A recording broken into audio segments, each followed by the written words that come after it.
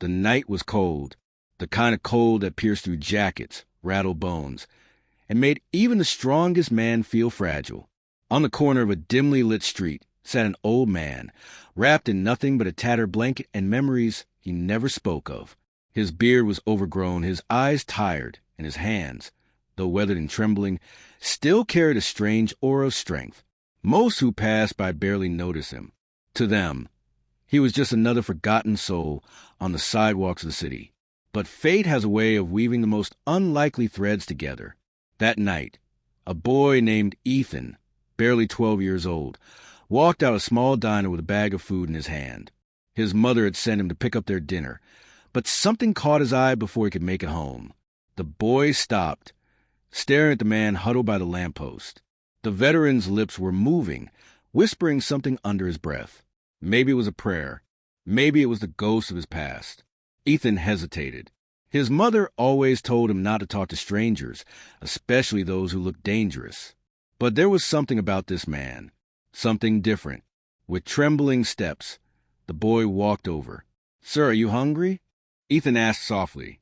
The man looked up, startled, as if yanked out another world. His eyes, sharp blue and filled with secrets, met the boy's. For a moment, it felt like time froze. Then, slowly, he nodded. Ethan handed him the food. "Here, it's not much, but it's warm." The man accepted it with shaking hands, staring at the boy as though he hadn't been shown kindness in years. "Thank you, son," he whispered, his voice gravelly yet oddly commanding. As the man tore into the meal, Ethan couldn't help but notice something strange. The man's left hand bore a faded tattoo, military symbols etched into his skin. And hanging loosely around his neck, hidden beneath the grime, was a tarnished chain with something attached. Ethan could barely see it, but it looked like a medal. "Were you in the army?" Ethan asked curiously. The man froze, his fork halfway to his mouth. His eyes darkened. He didn't answer. Instead, he looked away, as if the boy had opened a door he had kept locked for decades. Ethan's curiosity grew. "What's your name, sir?" The old man paused, then whispered, almost reluctantly, "Call me Jack." Something about the way he said it sent a shiver down Ethan's spine. It wasn't just a name. It felt like a shadow of a man who had once been someone important, someone who carried weight far heavier than hunger. Before Ethan could ask more, his mother's voice rang from across the street. "Ethan, what are you doing? Come here now." The boy hesitated, torn between obedience and the strange pull he felt toward Jack. Finally, he waved goodbye. "I'll come back tomorrow, okay?" Jack didn't respond. He simply watched the boy walk away, his piercing eyes glistening with something Ethan couldn't recognize, gratitude, pain, or maybe fear. That night, Ethan couldn't sleep. He kept thinking about Jack. Who was he, really? Why did he look so haunted? And what was that metal tucked beneath his shirt?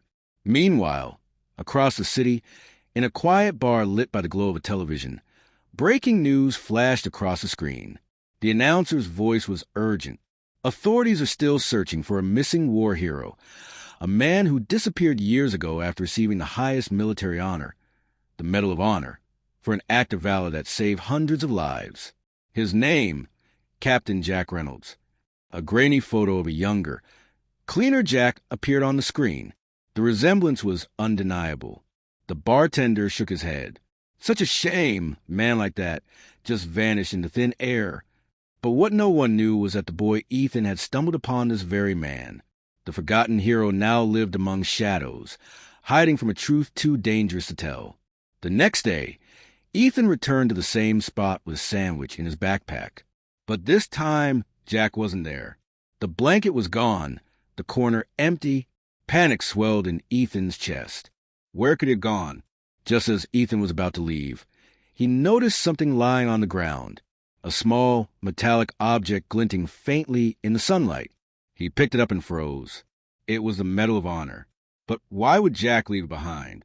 And what kind of man abandoned something so valuable, unless he's running from something far greater? Ethan's heart pounded as footsteps approached from behind. "Looking for someone, kid?" A deep voice asked. Ethan turned slowly, and what he saw made his blood run cold. A tall man in a dark suit and sunglasses stood towering over him. His presence was intimidating, his eyes sharp and watchful. The man bent down, glancing at the metal in Ethan's trembling hand. He smirked. "Where did you find this?" Ethan couldn't speak. He just stared, realizing he had stepped into something far more dangerous than he could ever imagine. The stranger leaned closer and whispered, "If you know what's good for you, boy, forget you ever saw him." But Ethan couldn't forget. Not now. Not after seeing Jack's eyes. Not after feeling that pull. And deep down, he knew one thing for certain. This was only the beginning. The stranger's cold words echoed in Ethan's ears long after he left the street corner. Forget you ever saw him. But Ethan couldn't forget. Not the piercing eyes of Jack. Not the trembling hands that clutched his food like it was the last kindness left in the world.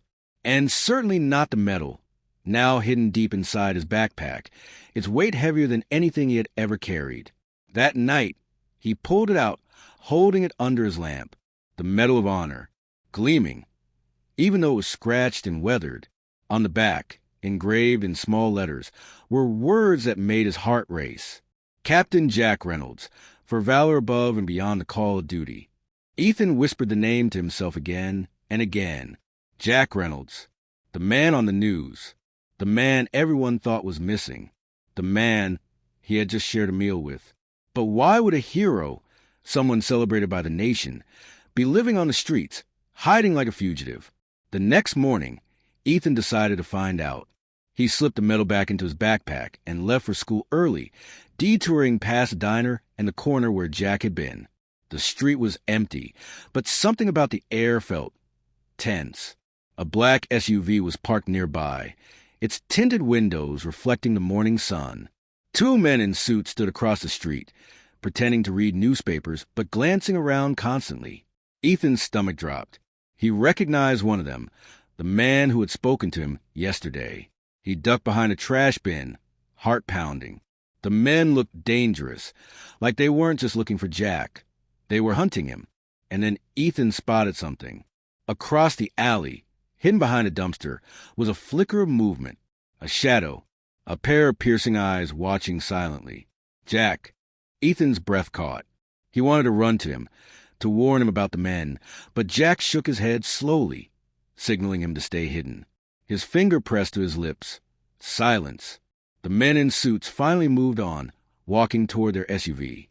Jack waited until they left, then slipped out of the alley, limping slightly as though carrying invisible wounds. Ethan hurried over. "Jack," he whispered urgently. "They're looking for you." Jack grabbed Ethan by the shoulders, his grip surprisingly firm.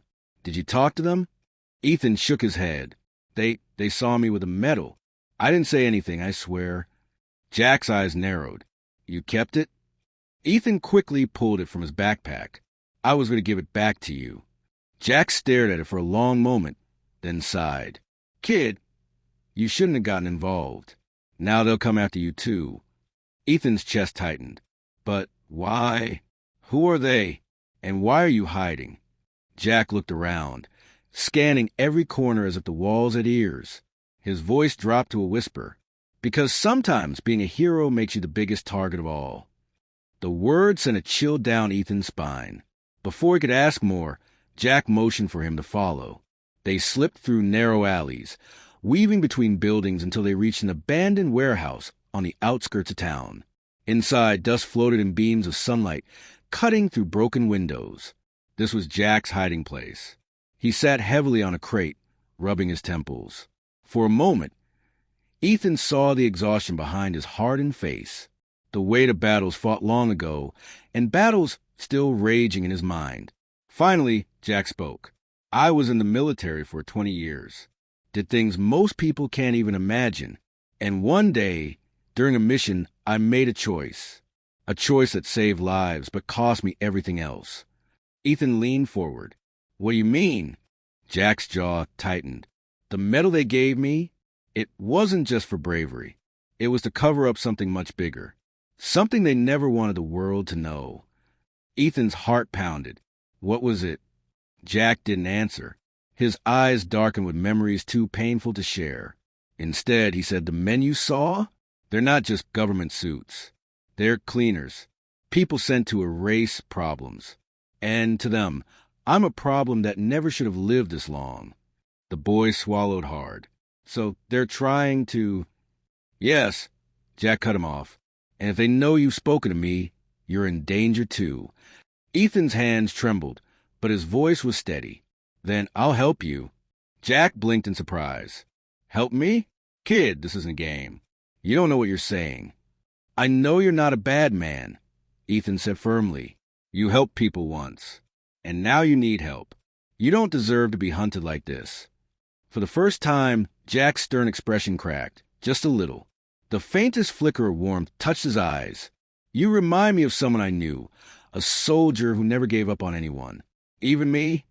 But before the moment could settle, the sound of tires screeched outside the warehouse. Jack's head snapped up. He motioned for Ethan to stay quiet, then peered through a crack in the wall. The black SUV. The men in suits had found them. Jack cursed under his breath. They must have tracked us. We need to move. Now. Ethan's pulse thundered in his ears as Jack grabbed his arm and pulled him toward the back door. But just as they reached it, the heavy metal door slammed open. 3 men in black stormed inside. One of them barked, Captain Reynolds, end of the line.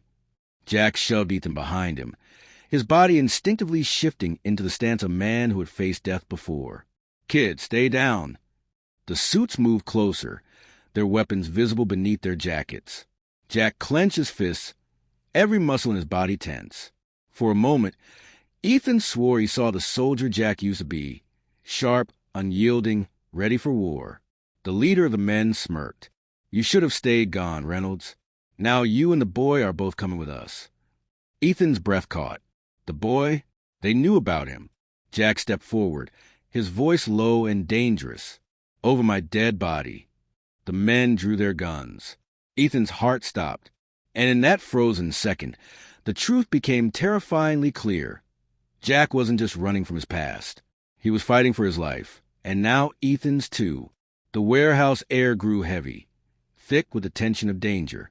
Ethan crouched behind Jack, his heart racing like a trapped bird. The men in black closed in, weapons drawn, their faces hard and unfeeling. Don't make this harder than it needs to be, Captain, the leader said coldly. You know why we're here. You know what you're carrying. Jack's fists tightened. His voice cut through the silence like steel. The truth isn't a weapon you can bury forever. The leader smirked. Truth? You mean the classified files you stole? The ones that could destroy everything we've built. Ethan's eyes widened. Files? This wasn't just about a medal or a mission.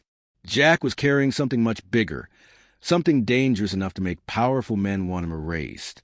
Jack stepped forward, shielding Ethan. You'll have to go through me first. The men raised their guns. Ethan's breath caught in his throat. Then, with the precision of a soldier who had lived through countless battles, Jack moved. In a blur, he shoved a crate into one man, knocking him off balance, grabbed another by the arm, and disarmed him with terrifying speed. Run, kid! Jack shouted, but Ethan couldn't move. His legs were frozen. He watched in horror as Jack fought like a man possessed, his fists striking with the strength of memories and scars. 2 men fell groaning, but the leader remained, calm, deliberate, his gun leveled at Jack's chest. End of the road, he hissed. Time slowed. Ethan saw the barrel of the gun, Jack's defiant stance, and the moment when everything could end. Instinct took over. Ethan leapt forward, shouting, Stop! The shot rang out. Ethan braced for pain, but it never came. Jack had turned, pulling Ethan into his arms, taking the bullet himself. The sound of Jack's groan tore through Ethan's heart. The Medal of Honor hero fell to his knees, blood staining his shirt. No! Ethan cried, clutching him. Stay with me? But Jack's eyes, those sharp, piercing eyes, remained calm. He gripped Ethan's hand with surprising strength. Don't let them win, he whispered. Before the leader could fire again, the screech of sirens filled the air. Red and blue lights flashed through the broken windows. Police stormed the warehouse, forcing the men in black to scatter. The leader cursed under his breath and fled, disappearing into the chaos. Ethan shook Jack desperately. You're going to be okay. They'll get help. You'll make it. Jack coughed, his voice weak but steady. "Listen to me, Ethan. In my bag, take it." With trembling hands, Ethan unzipped Jack's worn backpack. Inside was a small weathered folder stamped with red letters. "Top secret." Jack's eyes locked on his. "Those files, they tell the truth about what really happened. About the mission. About the lies they buried. Don't let them silence it." Ethan clutched the folder to his chest. "I promise. I won't." Jack's lips curved into the faintest smile. "You're braver than you know, kid." And then his hand went still. His eyes closed. The hero, who had once carried the weight of nations, took his final breath. The days that followed blurred together for Ethan. The police questioned him. His mother wept, and the news exploded with headlines. Medal of Honor hero found dead in warehouse shootout. But no one mentioned the men in suits. No one mentioned the secret folder. The story was painted as a tragic ending to a homeless veteran's life. Ethan knew better. He knew the truth was still buried. And then one evening, as he sat alone in his room, he opened the folder. His eyes scanned the pages. Classified reports, photographs, names of men in power who had ordered missions that cost innocent lives. Missions Jack had tried to stop. Missions the government wanted erased. At the very bottom of the file was a photo of a much younger Jack, standing proudly in uniform beside a squad of soldiers. Ethan studied their faces, the camaraderie etched into their smiles. But his heart stopped when his eyes fell on one soldier in particular, because standing beside Jack was Ethan's own grandfather. The truth hit him like lightning. His grandfather, who had disappeared mysteriously years before. His grandfather, who no one in his family ever spoke about. He hadn't just been a soldier. He had been part of the very mission Jack was trying to expose. Ethan's hands shook as he realized the full weight of it. Jack hadn't just stumbled into his life by chance. Fate had led him there. And now, the secret wasn't just Jack's to carry. It was Ethan's, he whispered to himself, voice trembling but resolute. They thought the truth died with him, but it didn't. It's alive in me.